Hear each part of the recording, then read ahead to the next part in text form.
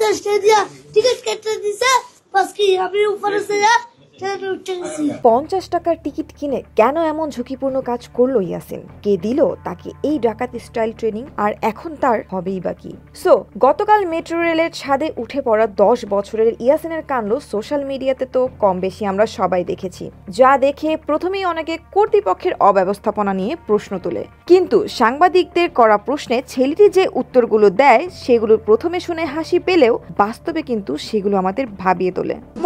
আমার ট্রেনিং আছে। ছেলেটার এমন উত্তর তো অস্বাভাবিক বটেই, যা মনে প্রশ্ন জাগায় কে দিয়েছে তাকে এমন ট্রেনিং। জানা যায় তার নিজের ভাই নাকি তাকে এমন ট্রেনিং দিত, আর ইয়াসিন সেই ট্রেনিং নিয়েই নাকি বাংলাদেশের নানা জায়গার ট্রেনের ছাদে ঘুরে বেড়াতো। ঘটনা এখানেই শেষ না, জানা যায় তার বড় ভাই রীতিমতো বড় মাপের ডাকাত এবং ছোট ভাইকে সে সেই ট্রেনিং দিয়েই বড় করেছে। জেল, মারধর এগুলোতে ভয় পায় না।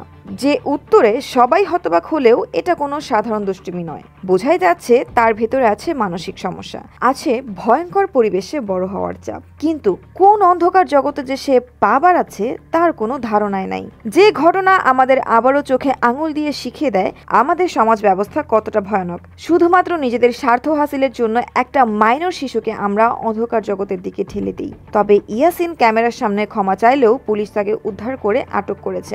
এখন প্রশ্ন একটাই, ইয়াসিনের কি আসলেই সাজা হবে? সে বিষয়ে এখনই কিছু বলা যাচ্ছে না। তবে পুলিশের সামনে এখন দুইটা পথ, হয় তাকে কেবল মামলায় ফেলে দিয়ে শিশু কয়েদি করে রাখা, অথবা তাকে কোনো ভালো আশ্রয় কেন্দ্রে পাঠানো, যেখানে তার সঠিক শিক্ষা, মানসিক বিকাশ আর স্বাভাবিক জীবনে ফিরিয়ে আনার সুযোগ থাকবে।